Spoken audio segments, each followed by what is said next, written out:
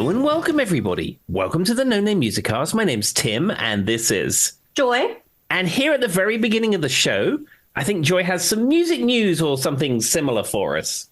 All right. Yes. I mean, it's kind of news. It's very interesting. So, as Tim has said, he's not used the TikToks, but he gets the general concept of what the TikToks are, I think, right? They're little mini videos with sounds and stuff on them. Yeah, I mean, as I've said many times, I don't like videos that autoplay, and I don't like things that are all in portrait.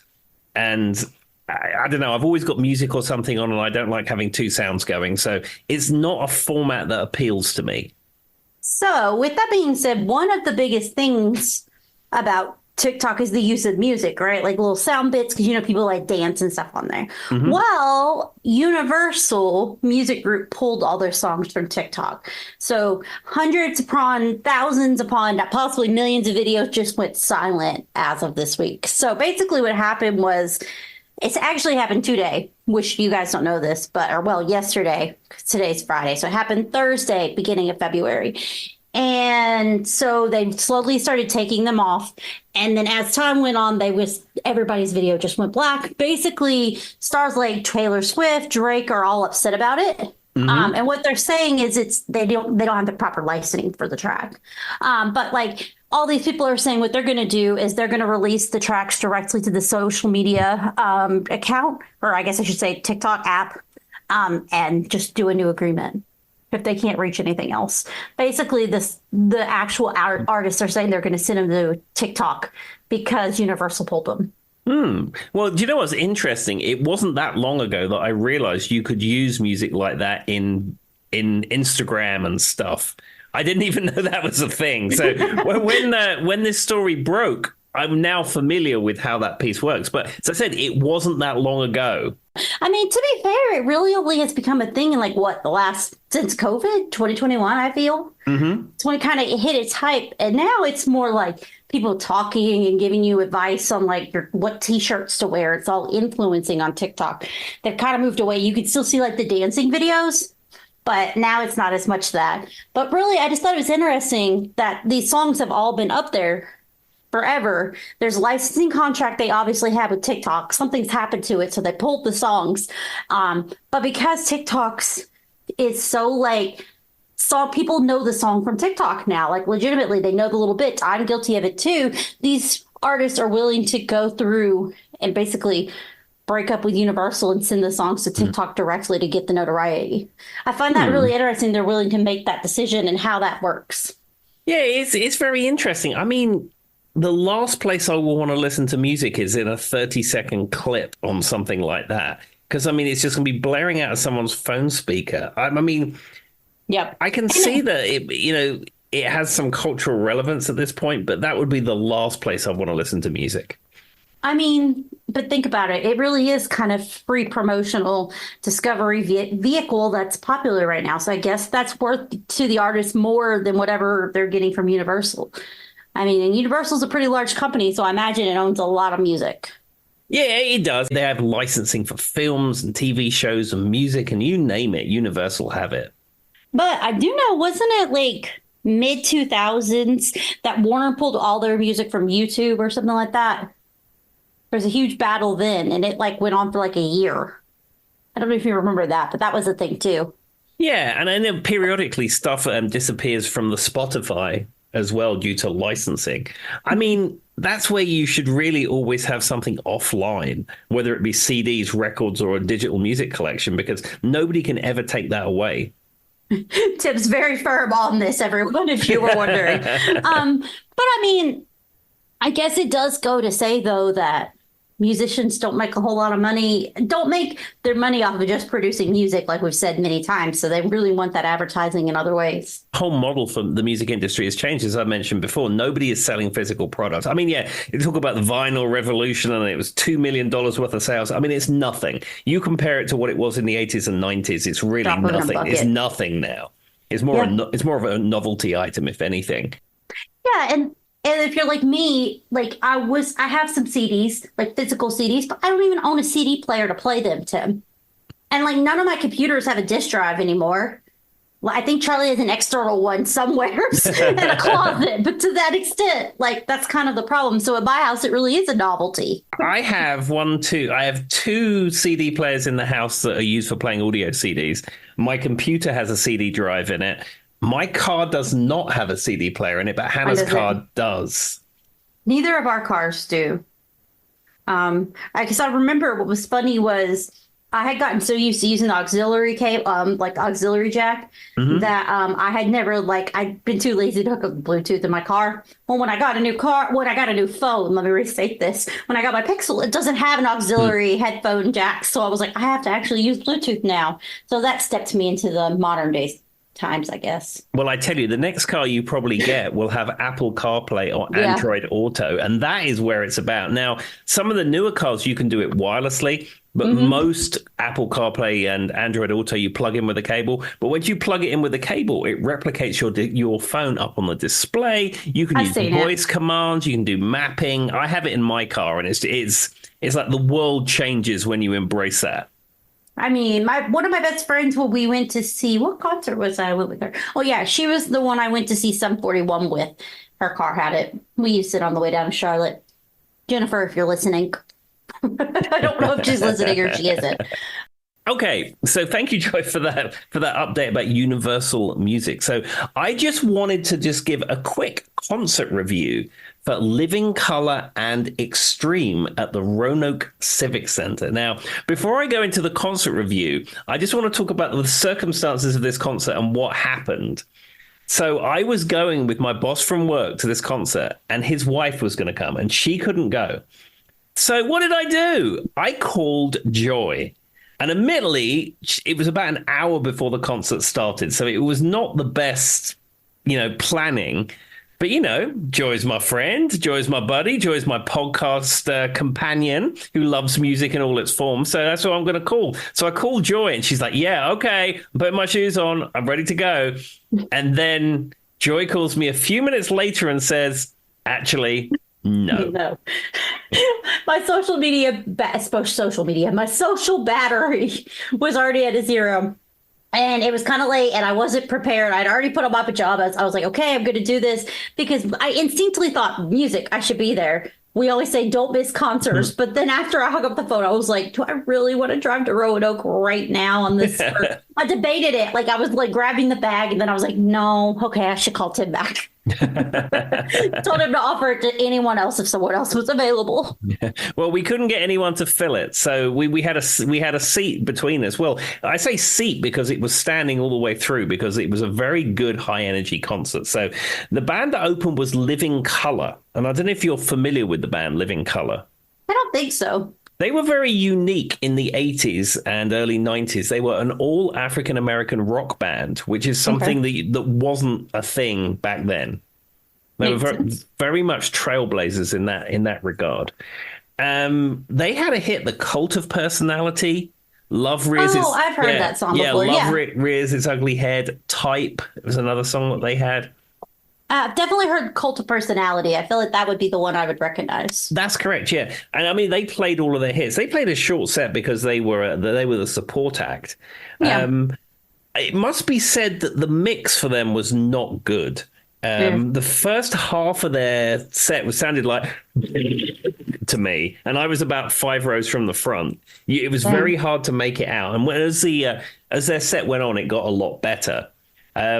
The other takeaway from Living Color is, there's guitar, bass, drums, and vocals. And everybody in that band looks like a rock star apart from one of them. Which one is that? Well, the singer looks like a rock star. The bass player, I mean, if you saw him walking through, I don't know, downtown somewhere or an airport, you'd say that guy is a rock star. Even the drummer was dressed. He had a very fancy kind of top on, and again, he looks the part. He's on stage. He's in a show. He's entertaining people. Yes. Now, the guitarist Vernon Reid, who is known as a virtuoso guitar player, stuff that he does with like jazz chords and inversions and stuff like that. And then some of the solos he plays. I mean, he is a virtuoso guitar player. If you ask someone like Steve Vai, in that kind of jazz fusion realm, who's the best guy? A lot of people are going to say Vernon Reid. Okay. However, he stood there more or less in the same spot the whole time. He wore a pair of trainers, a pair of skinny jeans, and a black t-shirt and a ball cap. And he looked like someone who'd just got off their job who was sitting in with a band. If he walked past you, you would have no clue. Yeah, like if you didn't know, I mean, I'd recognize Vernon Reid because I know who he is from guitar magazines and things like that. But like, if he was just milling about in the lobby of the Civic Center dressed like that and looking like he was, the way he carried himself, you wouldn't know it was anyone who was a rock star who was about to entertain people to a big crowd. So was he lively at all, or the entire concert he just kind of stood there? Well, he just kind of, I mean, he was happy. He was, the singer would come over to him and they would say things to each other and he was smiling and, he was getting into it. But a little bit of I don't show. know. It's just the way he carried himself together with his outfit just didn't scream rock star to me. Maybe he's just been doing it for so long. He's like, I don't care. I know what I am. I mean, that is very much the case. I don't know. Anyhow, that was my takeaway from Living Colour.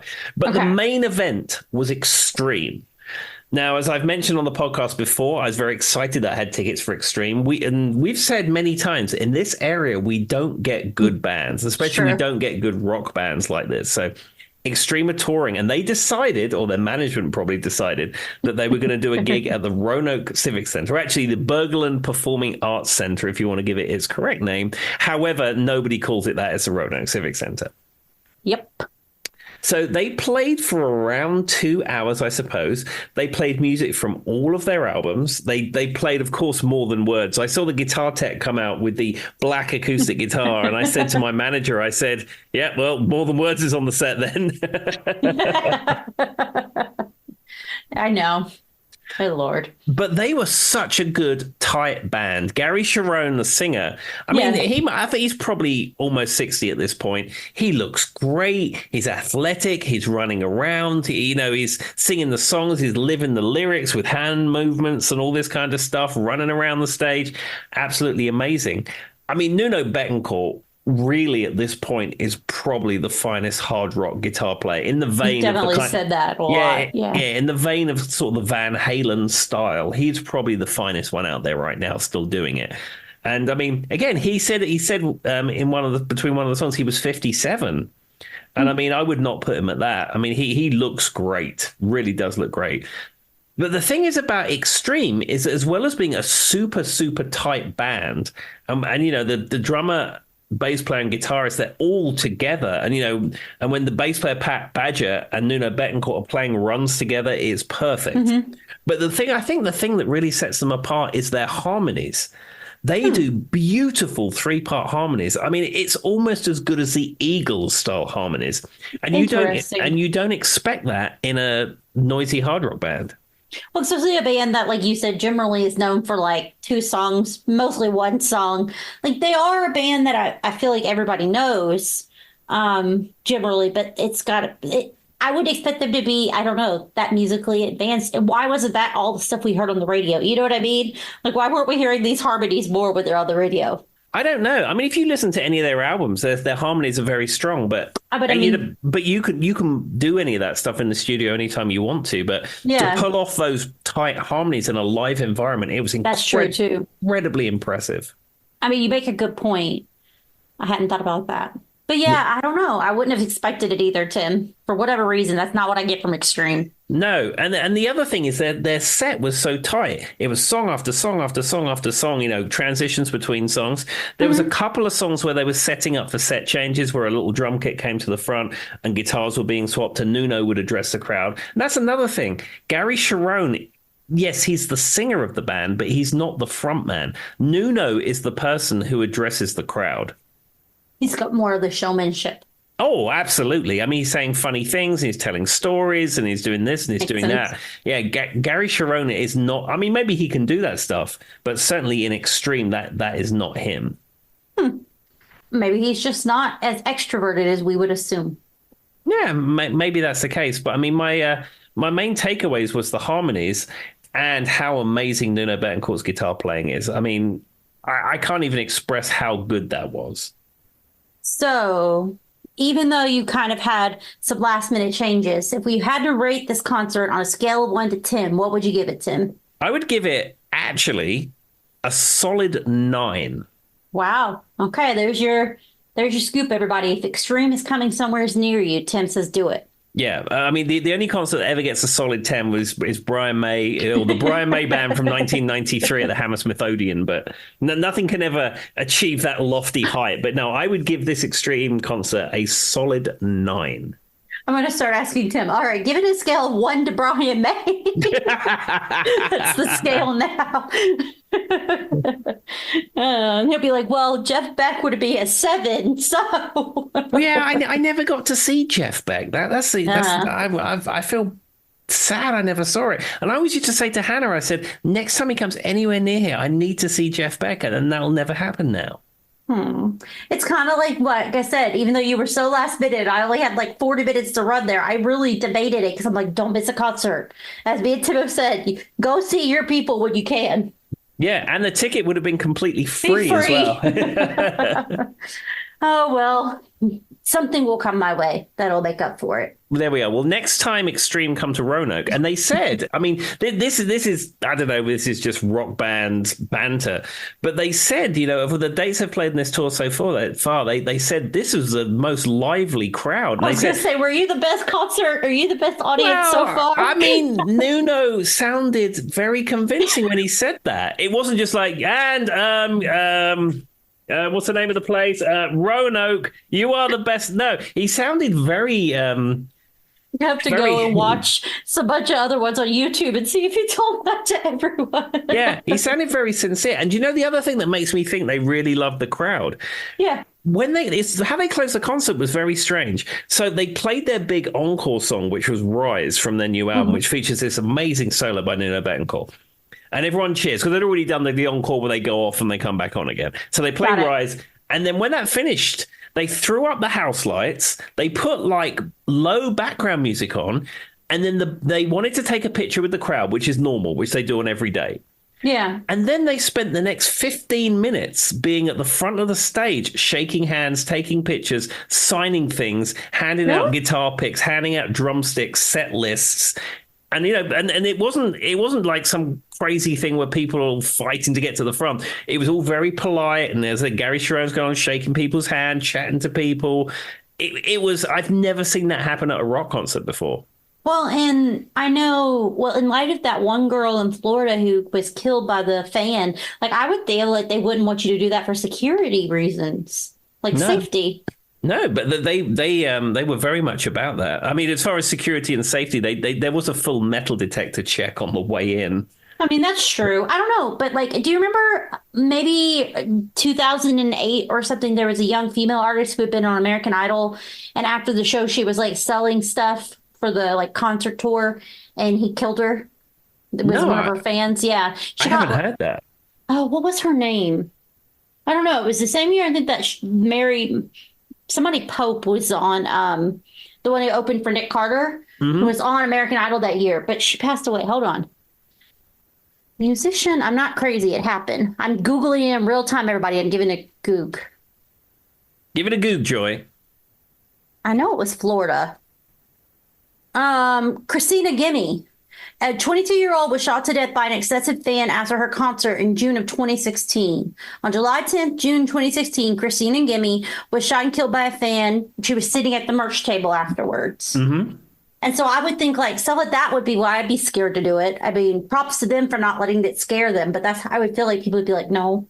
Yeah, not a good idea. I mean, that's terrible for that person. But I mean, Extreme didn't seem to care. But as I said, Nuno said this was one of the best crowds they'd had on the tour. So, I mean, if it was a rough crowd, they would have just said, see you later, thank you. But they hung around forever. And when I said to my manager, when Gary, because we was about 5 rows from the front, and when Gary Sharon was sort of walking past us, I said to my manager, I said, isn't that the dude who used to be in Van Halen?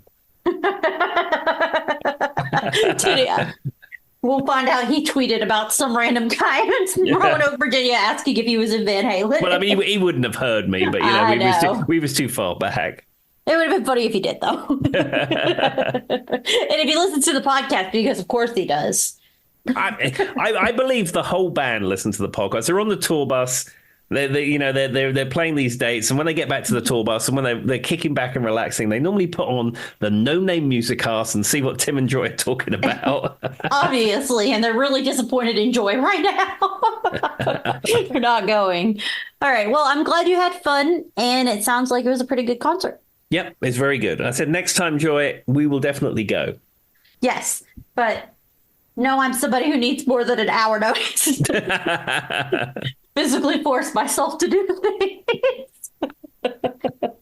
Anyway, all right. Well, Tim has our topic, so I'll let him take it from here. Yeah, so normally when we do these various topics, Joy and I don't talk about what we're going to do. But this one, it has a number of tracks on which you really need to listen to absorb a little bit. And though the hits are so strong, I thought some of the other album tracks wouldn't necessarily be quite as familiar. So I gave Joy a heads up on what this was going to be, and she's been listening to it. And this week, we are going to cover the Saturday Night Fever soundtrack. Which I am very familiar, as I talked about. My mom's a big Bee Gees fan, so... Absolutely. So what I'm going to do is I'm just going to talk a little bit about the soundtrack, and then we're going to get into a track by track. It is a long album, but I think we probably should be able to cover it all off on one episode. If maybe we might go a little bit long. We will see. All right, let's do it. Okay, so the Saturday Night Fever soundtrack was released on November the 15th, 1977. I must confess, I've never, ever seen Saturday Night Fever. I have, more than once. Do you know what the plot is, Tim? No idea. I say give it a Google when we're done because, well, I can tell you this much, but the whole movie didn't age well. Let's just say that. But it's about this guy named Tommy, who's John Travolta, and he's trying to make it. He's from Brooklyn, and on the weekends he goes to discos and his family life and his friends and girlfriends and the dancing contest. There was a dancing contest. Okay. There you go. That's my very detailed and very small account of what Saturday Night Fever is about. You should do film reviews. Joy's 25-second film review. I mean, that's really what it was. There's a guy, he's from Brooklyn. He has some friends. He has a girl that likes him. He doesn't really like her. He finds another girl that he likes. They enter a dancing contest together. They win. And then he's like, I'll just leave it at that in case Tim ever decides he wants to leave. But let's just say the ending did not age well in today's society. There we go. Well, the likelihood of me ever seeing this film is incredibly unlikely, but I will be listening to the soundtrack over and over and over again because the songs on it are so amazing. That I can agree with. Okay, so the interesting thing about the Saturday Night Fever, can't even speak tonight, Saturday Night Fever soundtrack, until Michael Jackson's Thriller came out, it was the best-selling album in the world. Did you know that? Yes, because of Glee. Ah. So they do a whole Saturday Night Fever episode, which will probably be talked about a lot in this one. And when he assigns them the album, they're like, this is like a old disco album that our grandparents love. And at one point, Sue Sylvester goes, I'll have you know that album was the highest selling album until Thriller came out. And that's why I knew. See, I knew that because my dad used to collect Guinness World of Record books. Yeah. And he had them all from number one, which is one that you couldn't even buy. It was a brewery giveaway up to, whenever he stopped collecting them, which was probably in the early 2000s.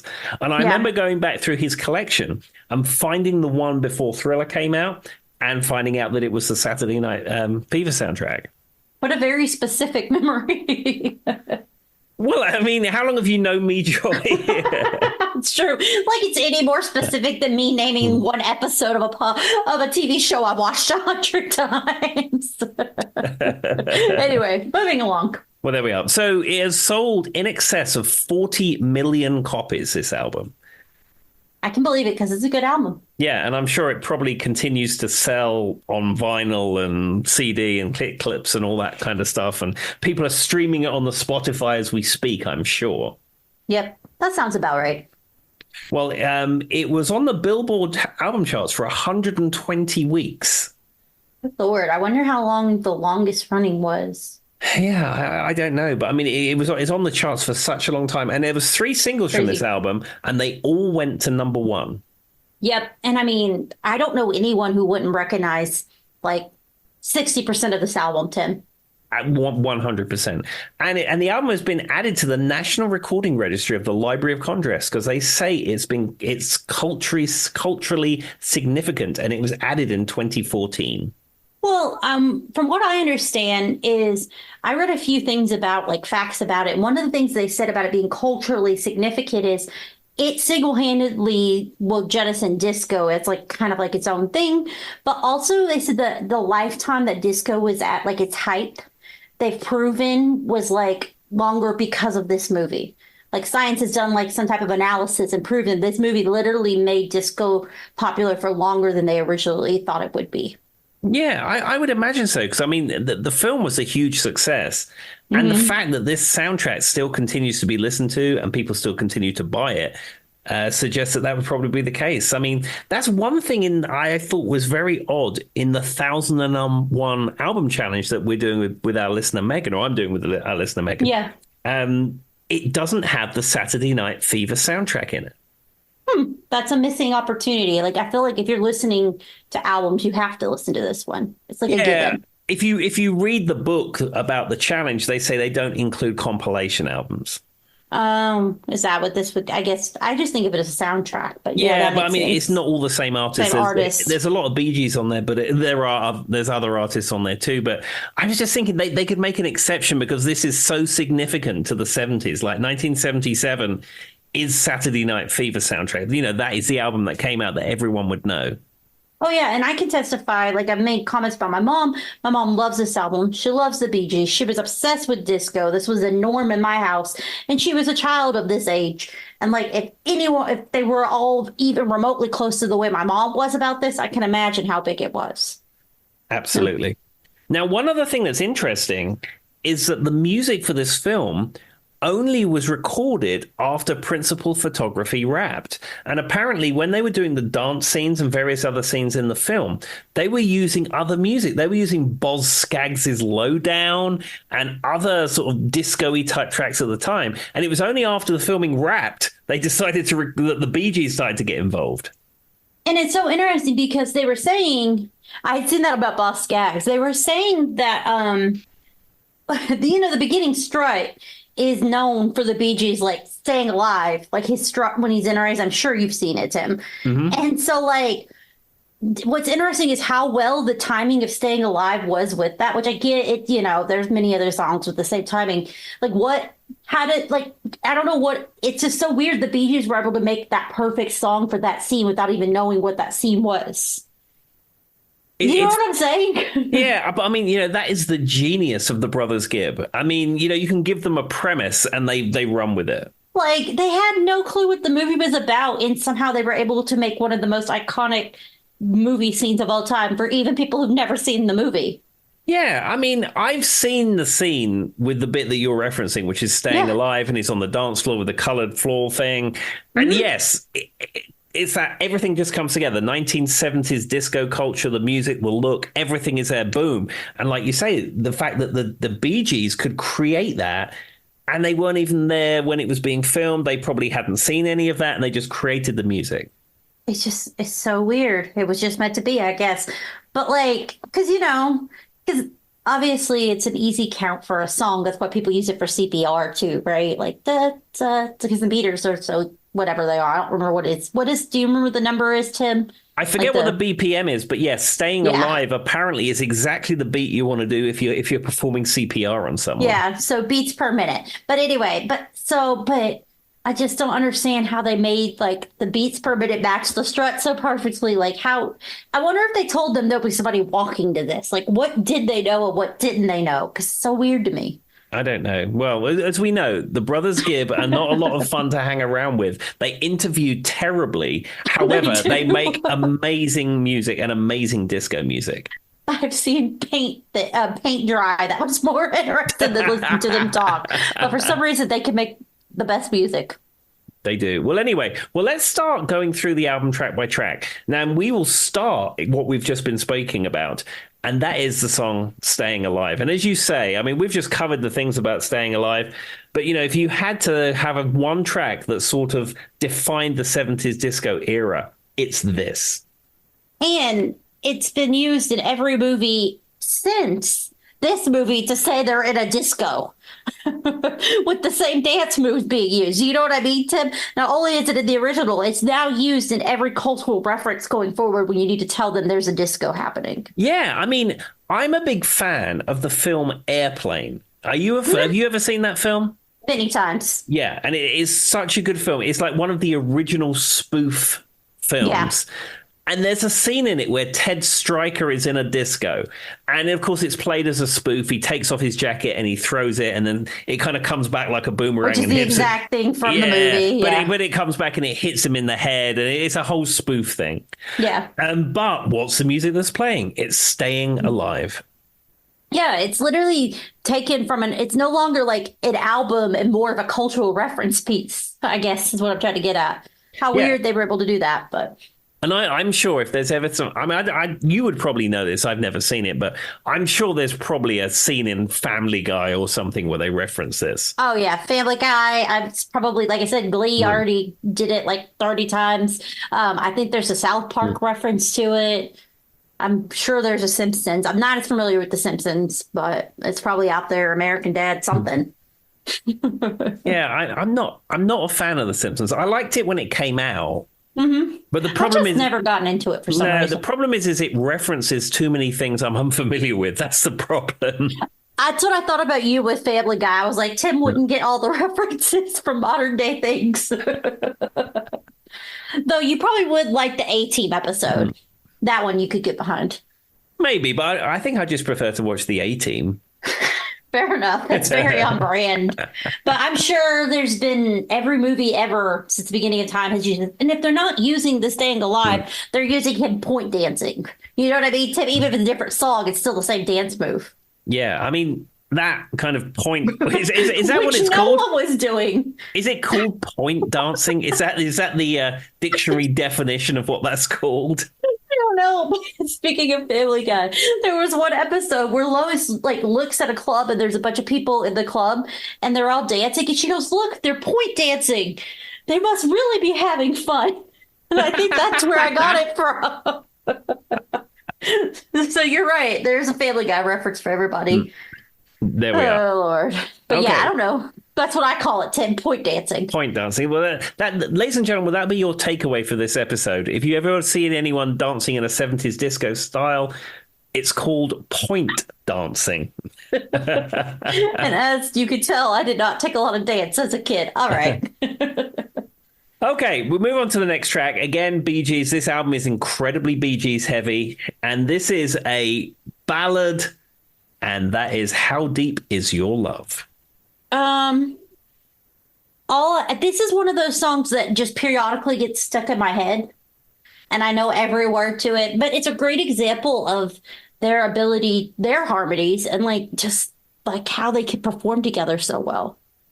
Like they're just so well, like so many different parts that come together to make this song, Tim. Yeah, their voices are so rich, and the way they blend. I mean, I know they're brothers, but not every brothers and sisters or whatever have that talent, the way that they can blend the way they can, and they perfectly do it in that sort of Bee Gees high falsetto voice. It's just amazing. And right before we came, so since I've been listening to this album off and on all week, I will say I've listened to it a few times because it's one of my favorites anyway. Mm-hmm.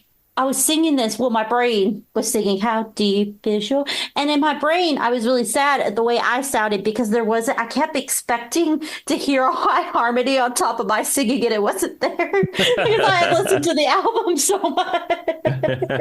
So I was singing to myself in like my own voice. But anyway, and that's why that stuck out to me, because when he comes in with the higher part in this song, it's crisp, it's beautiful, and they can make really the definition of when you harmonize and make it sound like one. They really do a great job of that because they are so similar. I'm assuming because they're brothers. Yeah. The other thing is that when they record, typically, if you're recording in a studio and you're recording harmonies, everyone's either going to be recorded separately or you're going to be in a separate booth. So you have full isolation. The Bee Gees don't do that. They all stand around the same microphone. And if you've ever been on the YouTubes and you've seen them do this song specifically, is a good one you can look up. It's just like an a cappella version of them singing it just on a couch during the middle. And They just go right in, Tim. No pitch pipe, nothing to tell them where to start. They don't even look at each other. Like they're just sitting on this couch. If you look up how deep is your love, I'll put hell up. And like no warning, they can just do it off the cusp. Yeah. It was crazy. I'm like, how do you guys do that? Well, there's a reason they are the Bee Gees. Yeah, that is true. And they sound very similar to their recorded selves. There's not a lot of editing there. No, I mean there's a little bit of studio compression and reverb and EQ and stuff, but yes, what comes out of their mouths is pretty much what you hear on record. Exactly. Okay, so let's move on to track 3. And this again is another Bee Gees song, and this is Night Fever. Now, this has the wacka wacka guitar in it, which is a clean electric guitar through a wah-wah pedal, and you rock the pedal backwards and forwards, it goes wacka wacka wacka wacka. And that sort of, again, is like a very defining sound of disco. It really is. And I hadn't really paid that close of attention to it until Tim pointed it out. And when I was listening to it with headphones, you could hear it very distinctly in the background, and it stands out among the rest of the song. Mm-hmm. It's crazy that you said that, but I think you're right. It kind of defines disco as a whole. It's probably been covered and sampled about 37,000 times. Yeah, because the wah-wah pedal traditionally is something that was used in rock. You use it with a distorted amplifier. If you think of like, I don't know, Voodoo Child, the intro to Voodoo Child, or Cream's White Room, that is the sound of a wah-wah pedal. But during the disco era, it was used with a clean amplifier, and it had that, and it's almost like a percussive instrument. That's what I was thinking, yeah. Yeah, Night Fever uses it like that. And as I said, it's a very defined sound of disco. Well, and as I was kind of like playing it out in the song, it kind of, he's like that's, something about moves through the night, showing fine and brave. You know what I'm saying? Come back where she's talking about walking and you listening to me and the music is right. Give me that night fever night. Anyway, that song.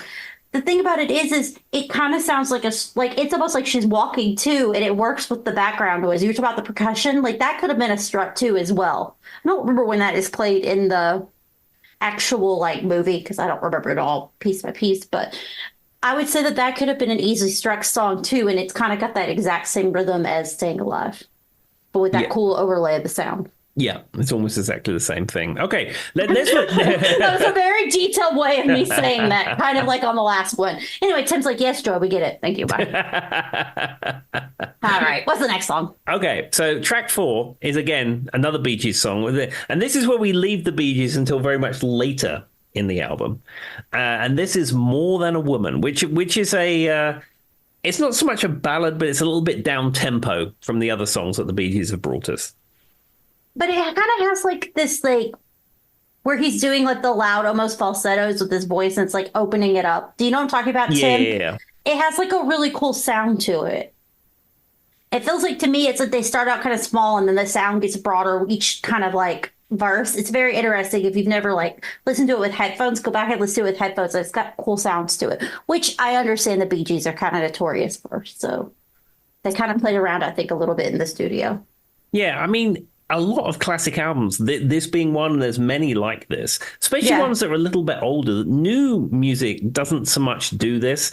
You listen to the soundstage in decent headphones, and you hear so much. It's almost like hearing the recording for the first time. That's the way it was for me this time, because I've heard all these songs like 1,000 times. But because I was listening to them from a different lens, because I wanted to be able to talk about them on the podcast, Tim, I was paying more attention to those background noises.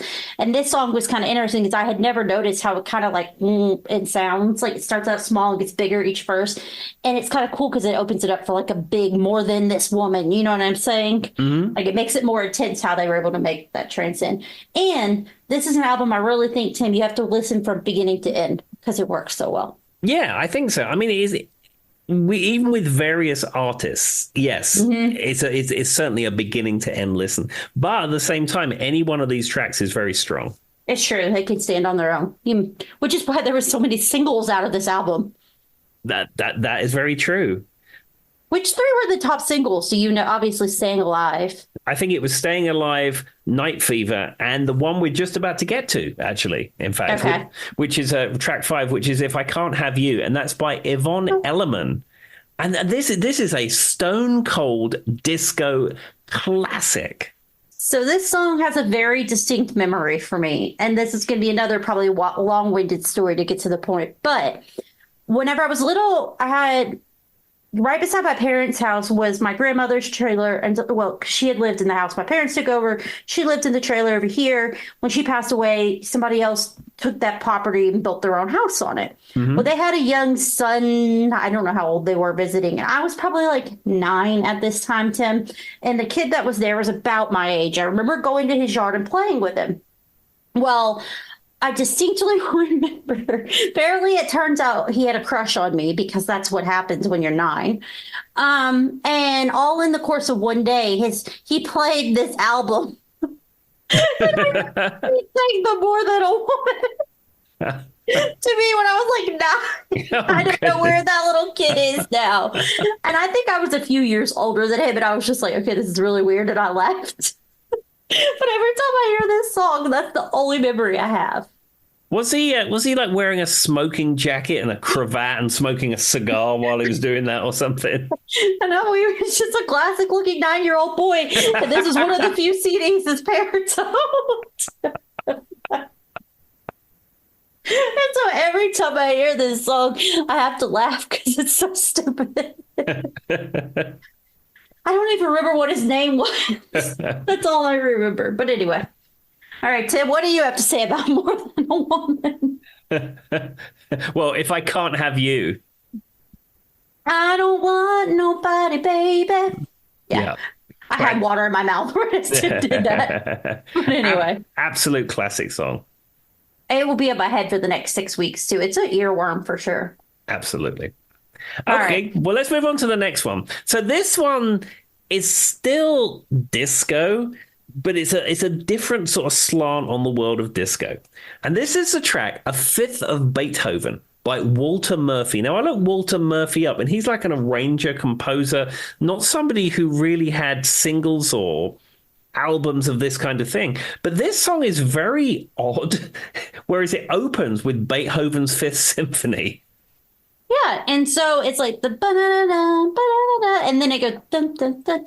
So I've heard this though used in a lot of like movies post Saturday Night Fever because it kind of has that cool disco funk, like people walking in. Once again, every song I guess is designed in this album for a strut in case somebody needed to strut to it since they'd never seen the movie. Sure. I don't know, but that's kind of what it's doing, right? And so I've heard it quite a few times, and I think it was a hit like on its own, even though there's no words to it. Yeah, and do you know what it reminds me of? That there is a composer, performer, artist called Meko, who famously did a disco version of the Star Wars soundtrack. And he also did he's done disco versions of Wizard of Oz and disco versions of Star Trek and stuff. And this is very similar. Like, this is a disco version of Beethoven's Fifth. It works so well, though. It's pretty cool, honestly, Tim. He did a good job. Yeah, I really do like the orchestration. And I said, when it starts, you think, what's going to go on here? And then you think, actually, this works pretty good. Yeah. And then I've heard this guy did like have you ever heard of the Flight of the Bumblebees? Yes. Yeah, I think he has like a cool disco version of the Flight of the Bumblebees, too. Just so you know. In case anybody wants to go out and find more classical songs mixed with disco. Well, that's one of my favorite genres, is classical music mixed with disco. Well, if it's done well, it can be really cool, though. Like, if you do it right, it can be super cool. Exactly. Okay. Anyway. Well, let's move on to the next track. This is track 7. Now, this is interesting because we've already had Bee Gees' More Than a Woman, and now we're going to have a cover of that or another version of that by Tavares. Now, they famously had a song called Heaven Must Be Missing an Angel, but they've, for whatever reason, are doing More Than a Woman again on the soundtrack. So I actually think that version is the one that was playing in my story because I don't think it was the Bee Gees one. And for the longest time, I remember knowing the Bee Gees wrote this song, but I always heard this version of it. I never heard theirs. It was only when I got older I heard like the actual Bee Gees version. Mm-hmm. So this song was very popular a lot because this is the one I've heard on the radio quite a bit, the Tavares version. Yeah, I wonder when this first came out. I haven't looked at the track listing because every version you have now is the expanded version that fits on one CD. I Yeah, wonder whether the original version of it, there was only so much space on the vinyl record or cassette, so there was only the Tavares version and they didn't put the Bee Gees on them, maybe? possibly. I will say that I have heard this version quite a bit more, and I don't know why, but when I heard this song play again, I was like, oh yeah, I guess this is the version I'm more familiar with. Interesting. Yeah, still a great track, even though Tavares is doing it or the Bee Gees is doing it. Yeah. I think you're right, though. I think the version I would probably listen to if I wanted to pull this out would probably be the Tavares version. Yeah, it's just what I'm more familiar with for whatever reason. Well, because of this 6.5-year-old smooth operator that you told us about. I still wonder where that guy went. I don't know. It was a time, Tim, in 1999. Anyway. All right, what's our next song? Okay, so this is track number 8. This is Manhattan Skyline by David Shire. And this again is a instrumental disco classic. Yes. And I didn't know I knew this song. Like if you just showed me David Shire's Manhattan Skyline, I'd be like, what's that? But then as soon as I hear it, I'm like, oh, I've heard that before. Like it's not a song you think you know until you hear it playing. I guess. Yeah, I mean, I've heard this album so many times, all these soundtrack songs so many times. And when I was going through track by track and making notes about what I wanted to say about each one, I wasn't really familiar with some of these names. But when you hit play, you're like, it's that one. It's that one. That was this song for me for sure. And it has that like synthesizer harpsichord type thing in it, Tim, right at the beginning. That's really cool. And I think that's what makes it stick out to me. Yeah, it's a very, very unique sound. And again, it works from in the disco context.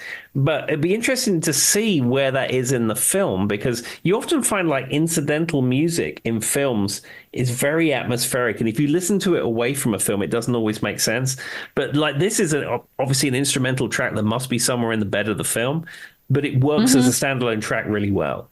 I want to say it's either when he's like at that, there's like a bridge that's very important to the movie that he's like sitting on. He's always like looking out, like, oh, I'm going to get out of this town someday, type situations. And he always went out to this bridge. And I want to say while he was like looking at the skyline, this was playing or something, because he's from Brooklyn and maybe it was the Manhattan skyline. I don't know. Maybe that's what it is. He's sitting in Brooklyn. He's looking at the Manhattan skyline, being very reflective. Am I going to get out of this town? Am I going to boogie the night away? Only fate will tell me what's going to happen. I don't know. That's like 90% of the movie. So him staying on this bridge. Am I going to get out of this town one day? Get away from my family. Anyway, I'm going to make it. You see that skyline over there? That's 70% of the movie. I do think we need an offshoot of this podcast. Joy and Tim review films they've never seen. They just give us the title and we try to figure out what it's about. Highlander. I thought that was about like Bradford University. Tim gets it and no one else does. Yeah, but I have seen Highlander because it has a great soundtrack. Yes. I was just making a joke. All right, where were we? What's after Manhattan Skyline? Okay, so getting back to this album that we're reviewing. Loosely reviewing. This is track number 9. And this is the song Calypso Breakdown by Ralph McDonald. Again, not a household name in the realm of disco or pop or whatever. But this one opens with like a calypso-style drum break. And do you know what it reminded me of? Do you know who the Incredible Bongo Band are? Yes. Yeah, and they had that track famously, Apache, that every hip hop artist ever has sampled the drums off and sampled then there's the beats the Apache Jump On It version that I love. I know what you're talking about. Yeah. So the Incredible Bongo Band were very famous. They were like pioneers at the very beginning of hip hop, where a lot of DJs and producers would sample things from that record. This sounds almost the same. Like that calypso drum break that's in it is almost identical to that. Now that you say that, yeah. And it kind of makes sense, though. So I kind of was like, Calypso Breakdown. And then I pressed play, and I'm like, oh, yeah, I've heard this before. many times.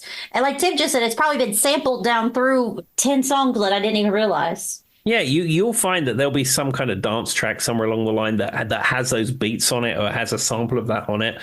And when even if you hear it, you're like, oh, that's isn't that the Saturday Night Fever song or something? Yeah, I mean, half the songs on this album, I think probably defined half the songs that came after them, so it makes sense.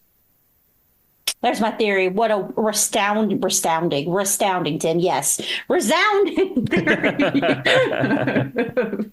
All right. Well, I mean, it's pretty cool Calypso song. That's all I can say about it. There we go. Okay. Well, let's move on to the next track. This is track 10. And this is our friend David Shire again. I want to look up David Shire. I'm going to give David Shire a goog when we're right here. Who is David Shire? He's an American songwriter and composer of stage musicals and film and television scores. So, again, not somebody who traditionally would be making, if you like, pop music, but, involved in that kind of stuff, would be writing scores and incidental music for films and TV. So this one is called Night on Disco Mountain. But do you know what's interesting about this? That, to me, it sounded like Star Wars music. It sounded like disco Star Wars music. And it's got a kind of ominous sound to it. And, of course, it has the orchestra on, which a lot of disco songs have. Well, I was kind of confused by this one, as like Tim was saying. And so I looked up, and by looked up, I mean, my Spotify told me in the corner while I was listening to the album, you got the David Shire, but it's samples Modest Mussorgsky, I don't know, some Russian guy. Okay. Who was known as the Five. And so it's another one of, he's like sampling the song. And so that might be what you're hearing of, though, because it's the Russian sound. Maybe that's what you're hearing that sounds Star Wars. I'm not sure. Star Wars, Tim. That's the real term for it. Star Wars. I believe that to be the case. I believe that's what John Williams was going for when he wrote the Star Wars score. Star Wars, everybody. Lord, I don't know what's wrong with my brain. I need to stop. But yeah, so that could be what you're hearing. I mean, it could be 100%, but again, it's one of those things that you don't necessarily recognize the artist, or you don't necessarily recognize the title, but when you put it on, it's like, oh, it's this one. This is fantastic. Yeah, I've definitely heard it before, but not as much as some of the other music. And for those who don't know, these are obviously pretty much all. I think one of them had like 5 words in it. Classical music with no sound or no singing. Yeah. No sound, Tim. There's no sound at all to the music. Just no sound. It's just silence. I don't know what's wrong with me. All right. Let's just move along. All right. So track 11. This is Kool and the Gang. Now, we all know Kool and the Gang from Celebration and Ladies' Night and all those other such classics. This one is called Open Sesame, and it's kind of dark sounding in a way, but it opens with Open Sesame. Well, and Kool and the Gang is like a funk band to me, at least. And this sounds nothing like what I've heard Kool and the Gang. Like, if you told me this is Kool and the Gang, I'd be like, are you sure?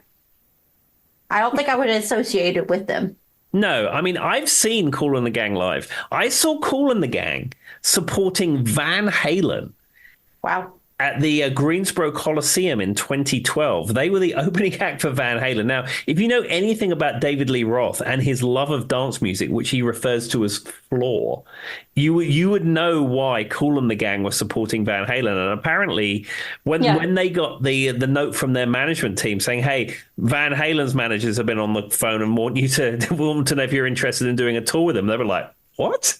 I probably would have been the same. I'd be like, does he know what kind of music we do? Yeah, but apparently Dave loves dance music, and he felt that having Kool and the Gang would get the party started, and that was the theory. And when I saw them, they played all of their hits. They were absolutely fantastic. But it's fair to say, Open Sesame did not feature on their set list. Yeah, I don't know. I wouldn't know it was them if I didn't know it. Let's just say, like, if someone pressed play and asked me who was playing this, that would not have been the first thing that came to mind. Yeah, I wonder if it's an album track or some kind of track that you wouldn't necessarily have easy access to. Probably. It doesn't seem like it would make it on many of their set lists. Let's just say that. No, I'd imagine if they're out there, I know. I think Mr. Kool from Kool and the Gang. I think we lost him recently, but if Kool and what's left of his gang are still out there, I Aren't they think. like replacing them like every 5 days or something? Well, do you know the other my takeaway from Kool and the Gang is, I mean, Yeah. you're touring with Van Halen, for example, and I mean, I'm sure that there's some good money to be made in that kind of thing, but there was about 20 of them on Yeah. stage. Yeah. And they don't like, if you go look on like Wikipedia or encyclopedia, not Wikipedia, I didn't quote them, but if you go look at the Wikipedias, they've got they're constantly changing members out. Like half the band has changed like 5 times now. Yeah, but you just think the logistics of a tour. I mean, like hotel Mhm. rooms, flights, The co- buses.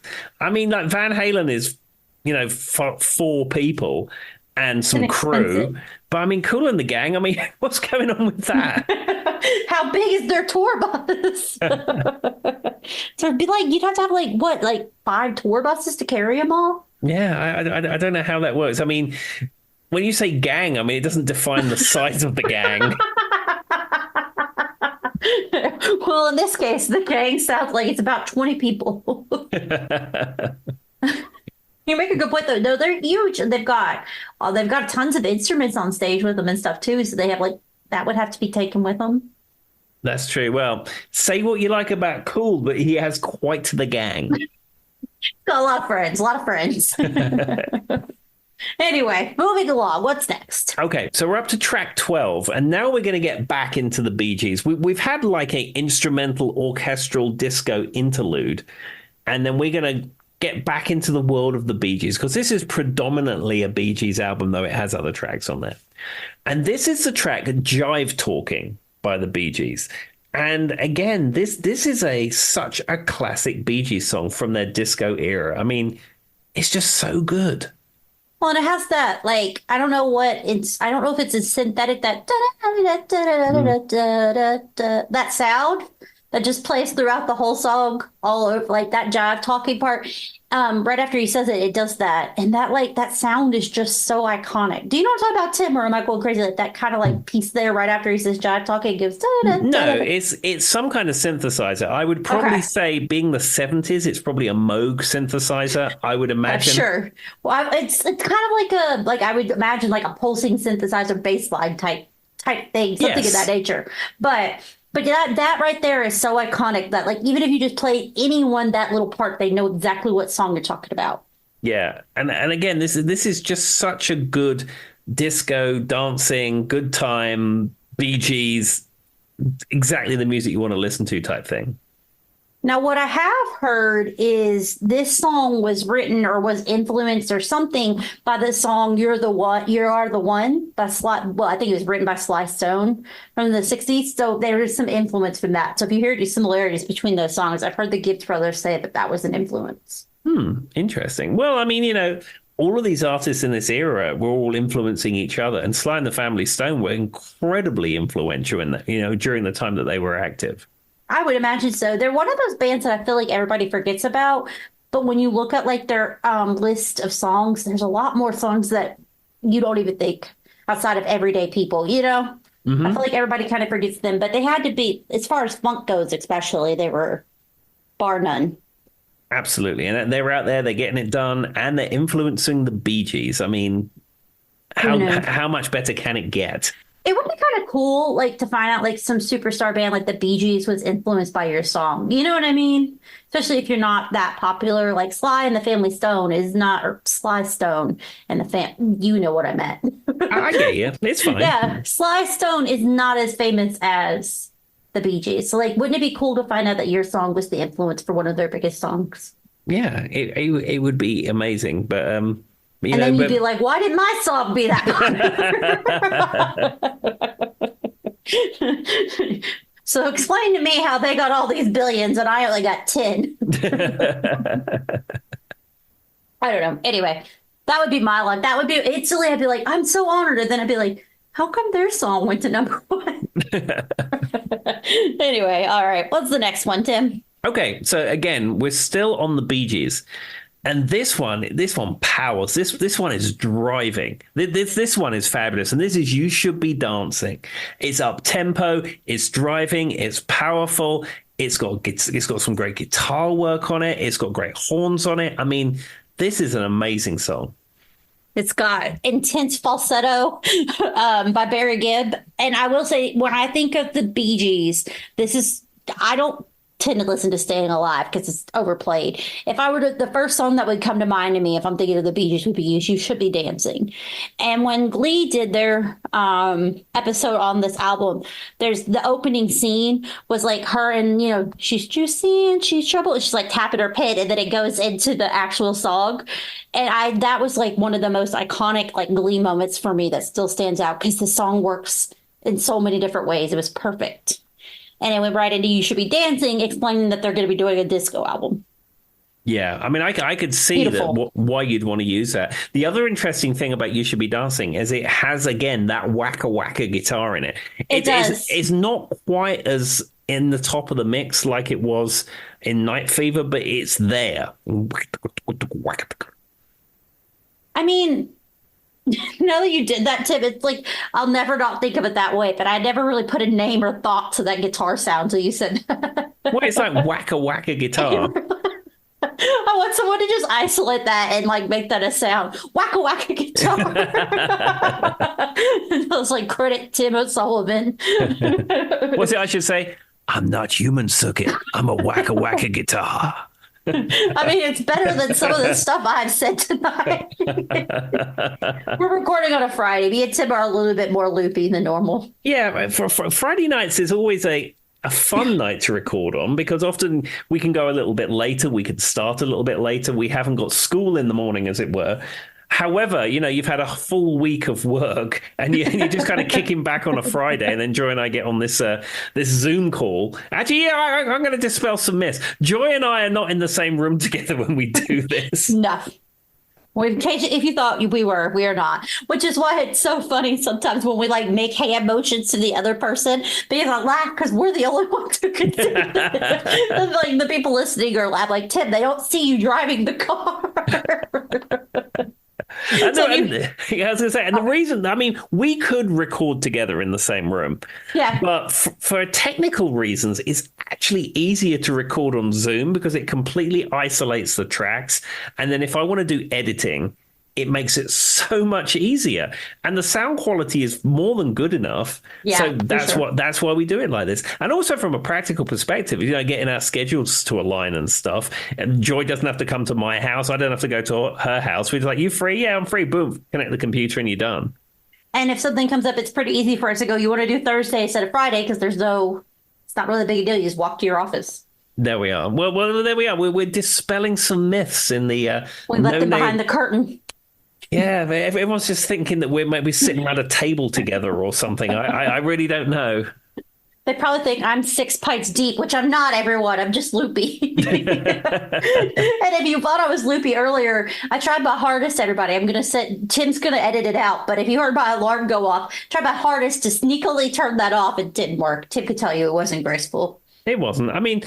There have been some edits at the beginning of this episode, dear listeners. It may sound seamless and beautiful when you get it on your podcast application, but there was a little bit of post-production on this evening's episode, let me tell you. To be fair, though, Tim has to do very little, like, slicing and dicing for us. Yeah, most episodes are recorded in one pass. And then very occasionally I might have to cut a little bit out, or someone might cough, or someone might sneeze, or there might be an alarm going off 3 times, and you have to do some little edits. It was my alarm to tell me to take my medicine, guys. It's very important. There we are. Anyway, moving along. What's our next song? Okay, so we're getting somewhere near the end of the album, but this is track 14. This is KC and the Sunshine Band, which I sometimes mix up with Kool and the Gang, if I'm being perfectly honest with you. But this is KC and the Sunshine Band. And there's not 20 members, Tim. Yeah, there's probably 20 members of KC and the Sunshine Band. But this is Boogie Shoes. Now, I have a very definite memory of this. When I joined the last band that I was in before Flagger Hill, which is the band I play with at the moment, we used to do Boogie Shoes. And it was actually a really good song. I used to really enjoy it. We had a keyboard player who'd play all the horn parts. Yeah. And I used to really enjoy playing Boogie Shoes. I love Boogie Shoes. I like the opening line. Like, I love how it hits it's right at the beginning. Hmm. And then, like, if you get a really good singer singing it, like I've heard other versions of Boogie Shoes, it could sound so cool because there's like it can get higher and higher when they're going right for the Boogie Shoes part. I absolutely love this song, and Glee did not do it in their Saturday Night Fever show, but they had somebody else who performed it on another episode, and she did fantastic.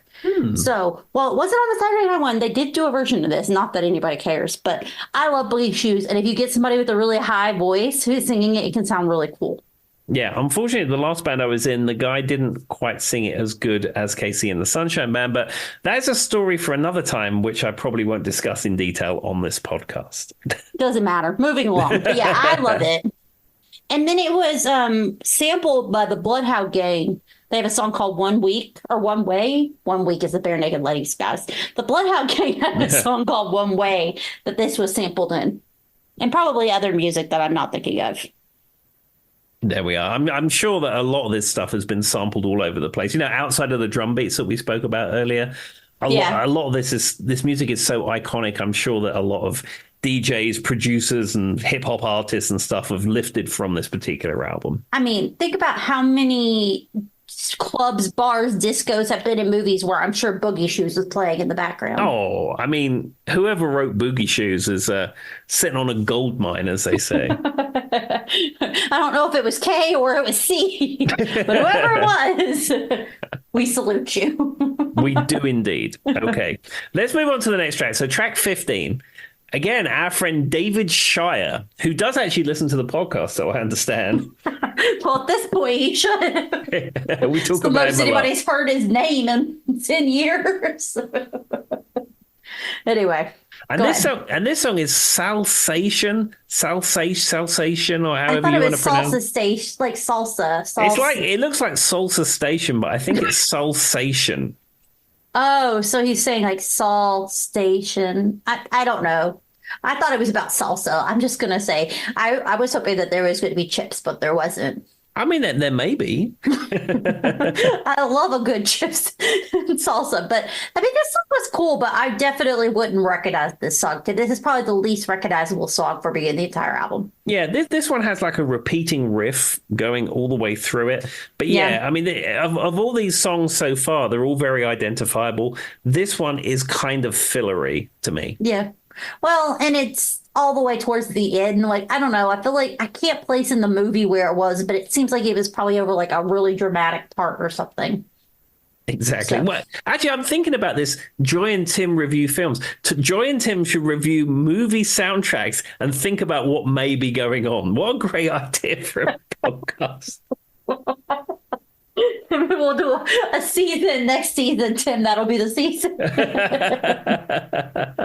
Because we've watched between the two of us, we've probably watched like 0.5% of the movies that exist. Because I don't watch movies that I know Tim does. No, I will be watching a film this year because this new Ghostbusters film is coming out. Frozen Empire or something it's called. I thought of you when I saw the thing. Yeah, I will be watching that. And I might even go to see it in the cinema. Whoa, stop the presses. But he will not get American popcorn. He does not enjoy the American popcorn. No, it's got salt on it. I don't like salt on popcorn. It just tastes weird. Well, I think putting sugar on popcorn tastes weird. So there's that. So for our UK friends, you guys are a fan of the sweet on your popcorn and we do all the savory. Yeah, I just remember that you could go into like the Odeon in Richmond or something, and the popcorn display would all be sugar, and there'd be one tiny bit at the end which had salt in it, and no one would ever buy that. See, I'm not a big fan of like the candy corn type stuff. I want salty, savory, like, and you can put like ranch powder. They've got like nacho powder. Like we have all kinds of different savory variations you can have. Exactly, but no, just give me popcorn with sugar on it, and I'm very happy. No, thank you. Good luck. I mean, it's not that far-fetched because think about it, like half of cereal's like corn puffs, right? Mm-hmm. With like salt on them. Like a Rice Krispie's just like a corn puff, right? Yeah, but with sugar on it. And rice, so that wouldn't be corn. Cornflakes. There we are. I knew there was one. But you get frosted cornflakes. Yeah. That's what I'm saying. They're very sugary. Anyway, somebody out there was going, Joy, you just said rice puff. And then you proceeded to say corn. All right. What song are we talking about? I don't know. Okay, so we're up track 16, which is the penultimate track on the Saturday Night Fever soundtrack. And this is the track Hey G by MFSB. Again, an artist I'm not really familiar with, but it kind of opens with a funky keyboard type figure type thing. Well, what was weird is when I went to listen to this on Spotify, this song wasn't allowed for me to listen to. Yes, because I originally started listening to the soundtrack on Spotify, and I noticed that one was grayed out. So I went back to my permanent collection, if you will, on my computer, and of course it's fully available. No one's graying things out on my computer, so I listened to it. I just went to YouTube. Yeah, or you can just go to YouTube and it's the same thing. But yeah, it's curious that one particular track they don't have the licensing for. And it was interesting because like you could see it and like it had like all the information. You could look up information on the band. It was just this song was like taken off. So I thought that was weird. I mean, once again, this one would be, I guess, a soul funk kind of sound. Mm-hmm. But I feel like I wouldn't recognize this song outside of the movie.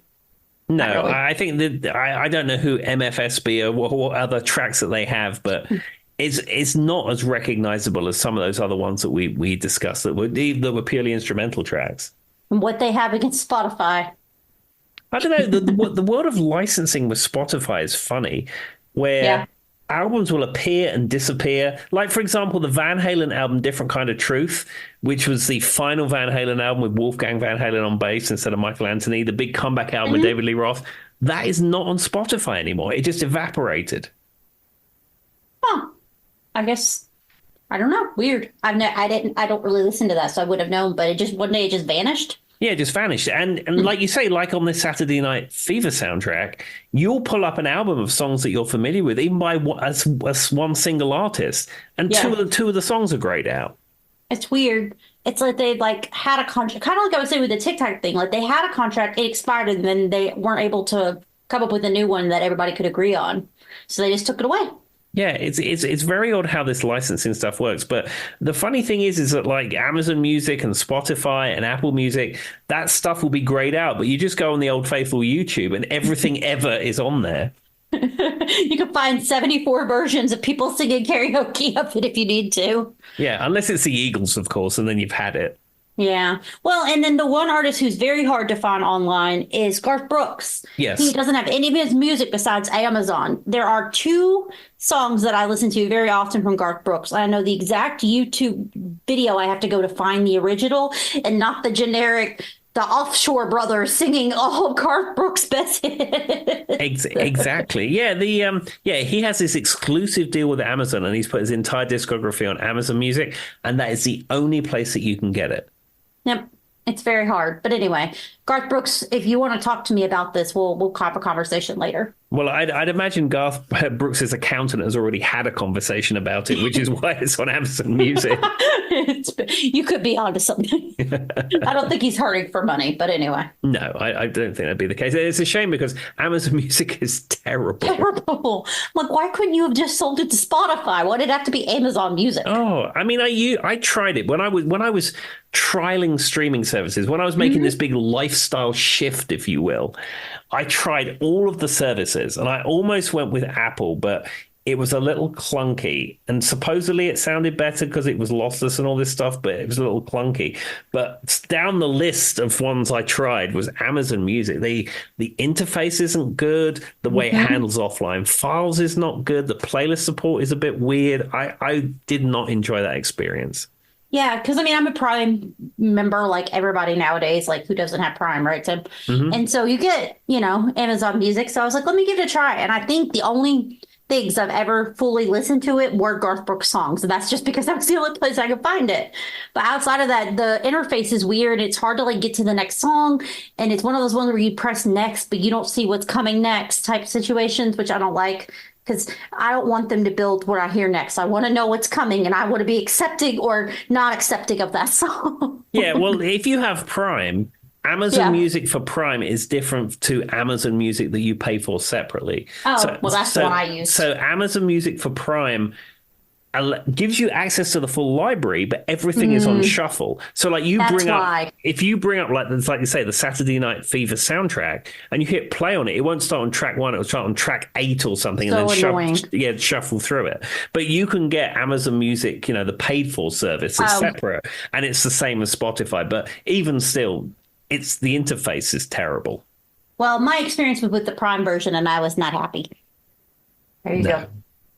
And Amazon, if you want to sponsor us, we'll talk later. We might take this out. I don't know. Well, the only problem is you'd have to get on a rocket ship with Jeff Bezos to discuss it. All right. Well, I guess we have, one more song? We have one more song. And this is the longest song on the album. They decided to include the full-length version of this song. It clocks in at 10 minutes and 51 seconds of disco gloriousness. And this is the Tramps, and this is Disco Inferno. Which I'm very familiar with this song, which I think most of anybody in this modern day time is. Heard this song about 1,000 times. I love the Tramps. Now, I will say there is a Tina Turner version, and there's a Cyndi Lauper version.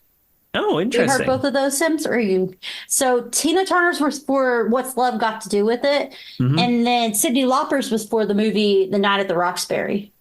Okay. I think I may have heard T. Turner's version, but I don't think I've heard Cyndi Lauper's version. I will say you're not missing a whole lot there. Okay. Tina Turner's version's good. Cyndi Lauper's is just meh. But it was used in a movie that most people could quote, Night at the Roxbury. Okay. Not me, because I've only ever seen pieces of it. I think, the Tramps, this is such a definite disco classic. Oh, yeah. It's hard to make it better than this. And this is one of the ones that I kind of feel like even outside of the movie was iconic. Like a lot of these songs are associated with the movie, right? Like as soon as you say like Jive Talking or Night Fever, people think Saturday Night Fever. But this song, Disco Inferno, the Tramps, it stands on its own. People just know it as a really good disco hit. Yeah. I mean, I consider it a standalone more than a Saturday Night Fever soundtrack song. Yeah. And I would say that as far as like, I'm sure this one was a #1 on the hits. Like this one was probably consecutively a #1 hit for a while. But I will say I kind of forget that it's on this album. I kind of find it weird that it's like the last song because I forget it's on this album when I listen to it a lot. And then it comes out and I'm like, oh, this is a great way to end it. So I think it's kind of nice they put it after all those songs we were talking about. Good selection, good selection. Yeah, and it goes on and on and on and on. But it's such a great song, you want it to go on for that time. I love this song, so I agree with Tim. But yeah, I think of all the songs that I would say, because like you've got Kool and the Gang. We did talk about More Than a Woman by Tavares. That song was kind of standalone, but the rest of them are more associated with the movie. This song is just a really cool song on its own. Yeah, I would 100% agree with that. And that's my final take, Tim. There we are. Well, is there anything you'd like to leave the people with? I would just encourage everybody to be incredibly kind to everyone you meet. I agree. Bye. Bye-bye. See you later. Bye-bye. To another day to